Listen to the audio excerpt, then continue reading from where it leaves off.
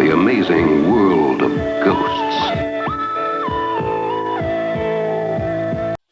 Greetings, acolytes. We are gathered here today not to wish Jesus a happy birthday, that is optional, but to discuss a rather different birthday, an anti-nativity scene. This is Ghost Stories, ANTICHRISTmas edition. Beginning with the galloping triplets of Conclavi con Dio, Opus Eponymous takes the listener on a tour de force of the repressed dark forces of the pre-modern world, which had been dominated by bickering sects of Christianity. From this world, an anti-Christianity emerges, with an anti-Trinity and an anti-Church, set out to create the Antichrist. But as Christ had his mother Mary, the album concludes with the tale of the anti-Mary. We will discuss the phrase prime mover itself a little later, but the essential meaning is that which sets something into motion. In other words, if I set a ball rolling down a hill which caused chaos in the town below, I would be the prime mover of that chaos. In this instance, just as Mary was the vessel for God to spiritually impregnate and bring Christ into the world, here we meet the woman who Satan carnally impregnates to bring the Antichrist into the world, thus ushering in the start of a new era. The structure of the track represents its meaning. The subtle and sinister beginning of the song is like the rumbling chaos before the birth. Then the bass and guitars build up to a sinister riff. The time signature is again counted in threes, much like that of Conclavi con Dio. This triplet musical form may represent the unholy Trinity, which is also mentioned in the album a lot, and it may also be a callback to the opening of the album. The beginning and the end, just like God. Genesis also has this triplet time signature, but of course with a melodious and beautiful tune. Perhaps this represents the calmness and gratitude in the aftermath that follows the pain and hardship of giving birth. So the story is as follows. A nun who has vowed chastity gives in to her natural feelings of lust, causing her to become pregnant with the bastard son of Satan. I think the veil of dust upon the cloister is a metaphor.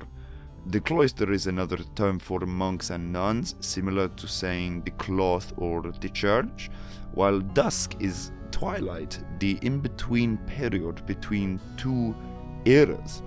One might argue that this nun's act of creating the son of Satan sets into motion the sunset of the age of Christianity, therefore casting a veil of dusk upon the church's dominance.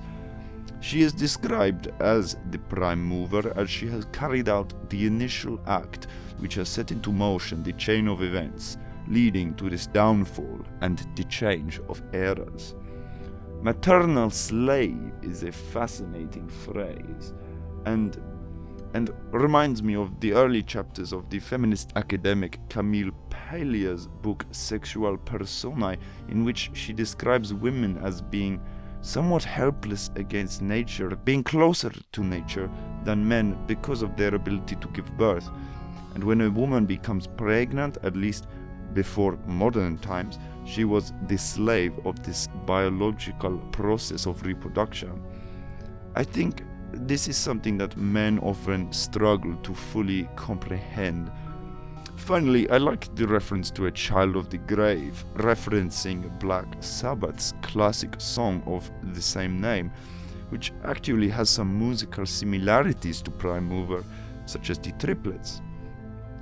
The filth in her womb line is quite striking and a little disturbing, again because of the helplessness of this lady who, by following her natural drives towards reproduction, now is about to give birth to the dark architect of a new era.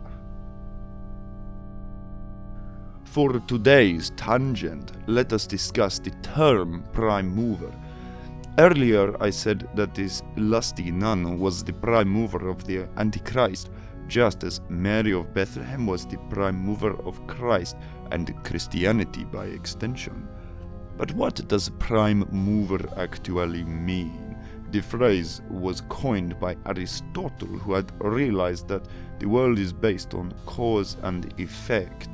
He wondered whether there was an infinite chain of motion, action and reaction, or whether there was an original cause from where all of the energy came. Science may call this the Big Bang. Religion may call this God, and Hindus may call it Brahman, and so forth. But in this context, I see that this lady, following her natural urges, has unknowingly become the first step towards the manifestation of the dark presence that will usurp or usher in a new age. Season's greetings, whether you celebrate Jesus, Yule, Hanukkah, or the progeny of the beast below. I wish you all well and good cheer, and if your Catholic auntie comes around for Christmas, I would advise against repeating any of this video to her, or the consequences be on your head, not mine. Thank you for your attention and enthusiasm. It is very rewarding for me. Acolytes, until next time.